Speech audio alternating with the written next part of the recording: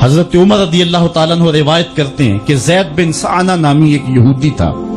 جس کو حضور نے قرض دینا تھا۔ آقا کریم علیہ الصلوۃ والسلام دو جہاں کے مالک ہیں،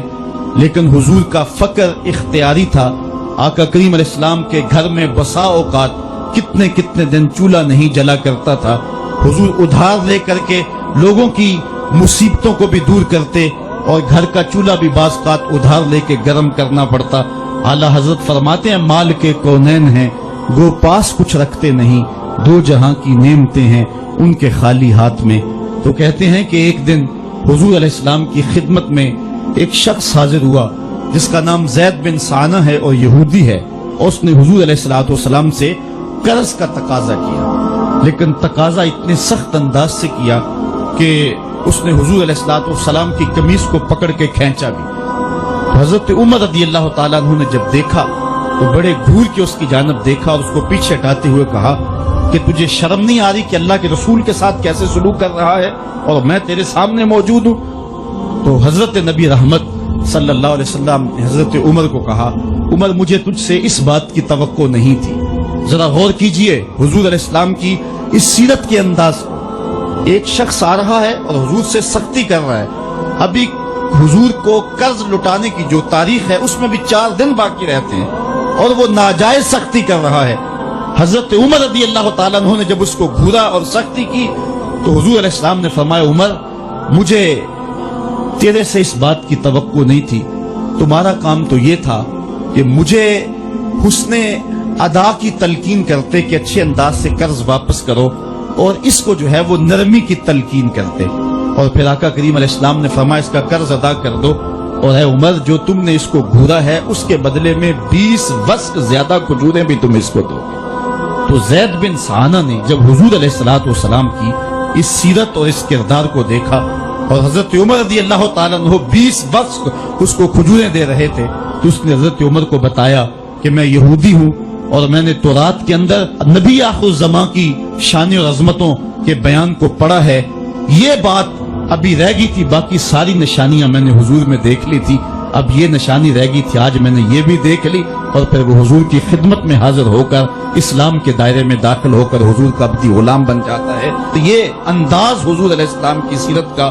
زمانے کو حضور علیہ السلام کے قریب کرتا ہے۔ میرا رب خود کہتا ہے لو کنت فظا غلیظ القلب لانفضوا من حولک، اے محبوب اگر تو ترش مزاج اور تنگ دل ہوتا تو اتنے لوگ تیرے گرد کبھی بھی جمع نہ ہو پاتے۔ کچھ ان کے خلق نے کچھ ان کے کردار نے کر لی، مسخر ساری دنیا شہ ابرار نے کر لی۔ حضور علیہ السلام کے پیار نے زمانے کو اس قدر قریب کر دیا کہ وہ حضور علیہ السلام پہ جانے قربان کرنے کے لیے ہمہ وقت مستعد اور فعال رہتے تھے۔ جتنا پیار انہوں نے حضور سے کیا ہے کائنات میں اس کی دوسری کوئی مثال نہیں ملتی ہے۔ ایک شاعر کہتا ہے اپنے محبوب کا ذکر کرتے ہوئے، وہ کہتا ہے حافظ شیرازی نے غالباً کہا ہے کہ میرے جیسا محب زمانے میں کوئی نہیں، اس لیے کہ تیرے جیسا زمانے میں محبوب بھی تو کوئی نہیں۔ اگر صحابہ جیسا عاشق تمہیں زمانے میں نہیں ملتا تو محبوب جیسا کوئی صورت و سیرت میں حسین بھی تو زمانے کے اندر تمہیں نہیں ملے گا۔ تو حضرت سیدنا انس کے لفظ کان رسول اللہ صلی اللہ علیہ وسلم احسن الناس، حضور لوگوں میں سب سے زیادہ حسین ہے۔ اور دوسری بات کان رسول اللہ اجود الناس، حضور سب سے زیادہ سخی ہیں۔ ایک شخص حضور کی خدمت میں حاضر ہوا اور اس نے سوال کیا، 2 پہاڑوں کے درمیان جتنی جگہ ہوتی ہے اتنی بکریاں تھیں حضور کے پاس، حضور نے ساری اس کو عطا کر دی۔ وہ واپس جا کے اپنی قوم سے کہنے لگا کہ محمد عربی ایسا شخص ہے اتنا عطا کرتا ہے کہ پھر کمی کا شائبہ ہی باقی نہیں رہتا۔ تیسری بات حضرت انس فرماتے ہیں کان رسول اللہ صلی اللہ علیہ وسلم احسن الناس واجود الناس واشجع الناس، کہتے ہیں کہ حضور جتنے دلیر تھے جتنے بہادر تھے، کائنات کے تر اتنا بہادر ہم نے کوئی نہیں دیکھا۔ مولا کائنات فرماتے تھے جب جنگ کی بھٹی گرم ہوتی تو ہم دیکھتے کہ سب سے آگے بڑھ کر حملہ کرنے والے محمد عربی ہی ہوا کرتے تھے، اور ہم حضور علیہ السلام کی اوٹ میں ہوا کرتے تھے۔ آقا کریم علیہ السلام نے اپنی زندگی میں اپنی تلوار سے اور اپنے نیزے سے جو ہے وہ کسی کو قتل نہیں کیا ہے،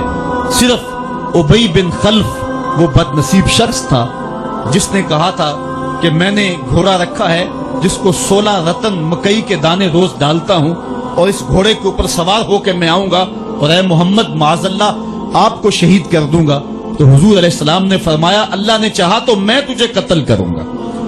اور پھر غزوہ احد کے موقع پہ جب وہ آیا کہنے لگا کہ میرا راستہ چھوڑ دو،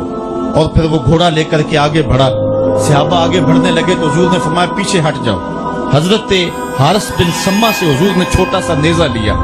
اور آگے بڑھ کے اللہ کے محبوب علیہ السلام نے اس کے گلے کے قریب اس کا ہلکا سا کچوکا دیا اور چھوٹا سا زخم اس کی گردن پہ لگا تو وہ بھاگتا تھا اور چیختا تھا اور کہتا تھا کہ قاتلنی محمد، محمد نے مجھے قتل کر دیا ہے۔ لشکر والوں نے کہا ابی بن خلف عجیب بات ہے، ایک چھوٹا سا زخم ہے اور تو اتنا شور ڈال رہا ہے۔ اس نے کہا تم نہیں جانتے ہو کہ مجھے کتنی اس کی تکلیف ہو رہی ہے، اگر میری اس تکلیف کو پورے لشکر میں بانٹ دیا جائے تو سارا لشکر مر جائے، جو تکلیف مجھے محمد کی اس ضرب سے پہنچی ہے۔ اس نے کہا مجھے محمد نے کہا تھا کہ تجھے میں قتل کروں گا، اس نے تو پھر مجھے نیزہ مارا ہے، مجھے یقین ہے کہ اگر وہ میری جانب غصے سے تھوک بھی دیتا میں پھر بھی نہ بچ سکتا۔ تو یہ حضور علیہ الصلوۃ والسلام کی جو ہے وہ دلیری اور بہادری کے قصے ہیں کہ آقا کریم علیہ السلام کی ضرب کو کون برداشت کرے، ایک معمولی خراش برداشت نہ کر سکا اور نارے جہنم میں جہنم کا وہ کتا جا پہنچا۔ تو آقا کریم علیہ الصلوۃ والسلام کی سیرت کے اس عنوان کو حضرت انس نے کتنے خوبصورت انداز میں بیان کیا۔ کان رسول اللہ صلی اللہ علیہ وسلم احسن الناس واجود الناس واشجع الناس، لوگوں میں سب سے دلیر بھی حضور،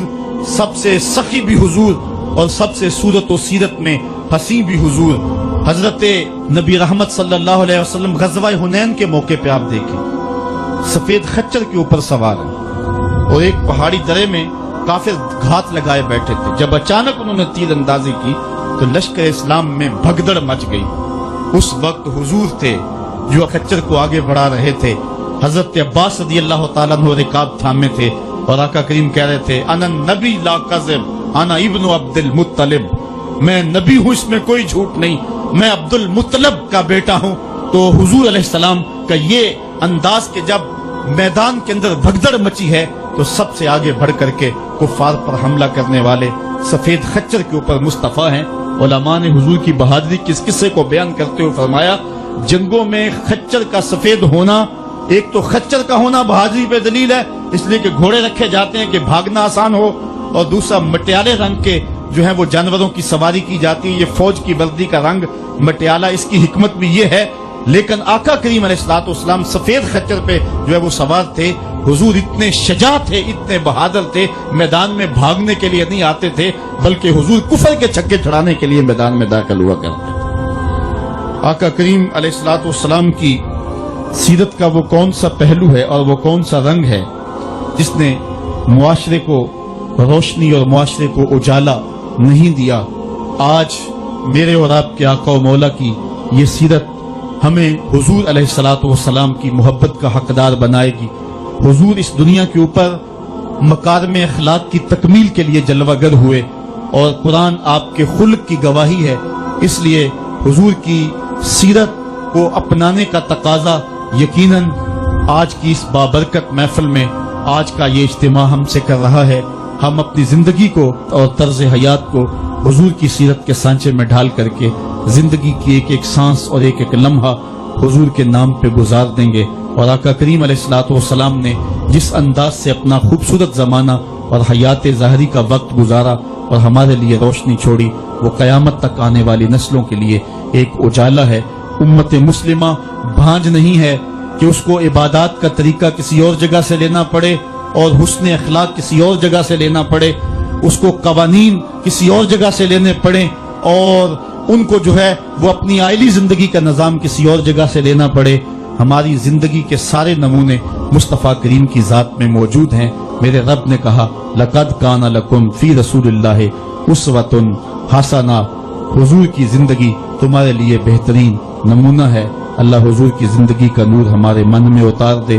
ہمارے باطن کو حرارت اور نور اور اجلا پن نصیب کرے۔ کار ما آخر شدو آخر ز ما کار نشد، مشت خاک ما غبارے اونچا یار نشد، و آخر دعوانا ان الحمدللہ رب العالمین۔